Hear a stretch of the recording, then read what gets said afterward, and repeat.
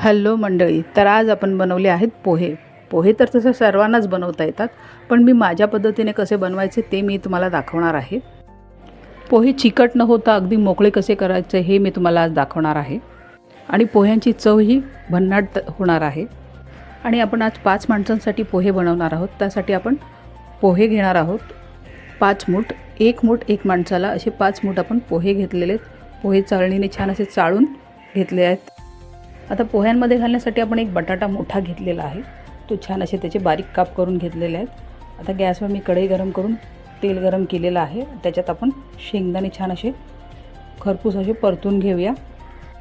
शेंगदाणे छान असे परतले की मी ते साईडला काढून घेणार आहे, कारण की आमच्या घरात दोघा तिघांना शेंगदाणे हे आवडत नाही.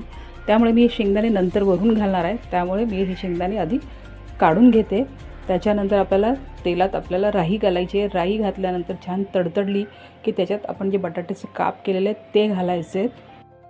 बटाटे तेलात घातल्यानंतर आपल्याला पोहे धुवायचे आहेत.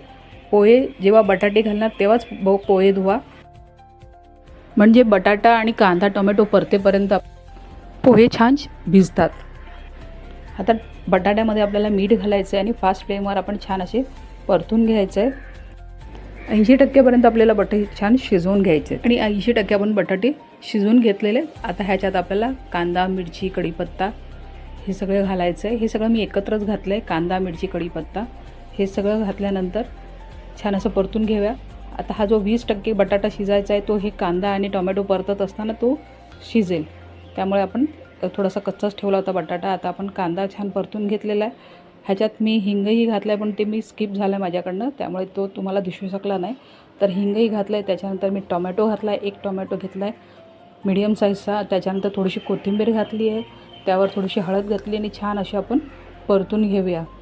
ह्या स्टेजला तुम्हाला साखर घालायची असेल तर साखरही घालू शकतात 2 चमचे. आता ह्याच्यात मी मीठ घातलं आहे. मीठ आपल्याला जेव्हा पोह्याला लागणार आहे तेवढंच मीठ घातलं आहे. ते मीठ घातल्यानंतर छान परतून घेतल्यावर त्याच्यावर पोहे घालून घ्यायचे. पोहे छान आपण सर्व एकजीव करून घेऊया. त्याच्यावर कोथिंबीर घातली आहे आणि मस्त असं आपण परतून घेऊया. आणि 3-4 मिनटं छान आपल्याला हे पोहे असेच परतायचे आहेत. तर तुम्ही बघू शकता छान असे सुटसुटीत आपले पोहे तयार झाले आहेत.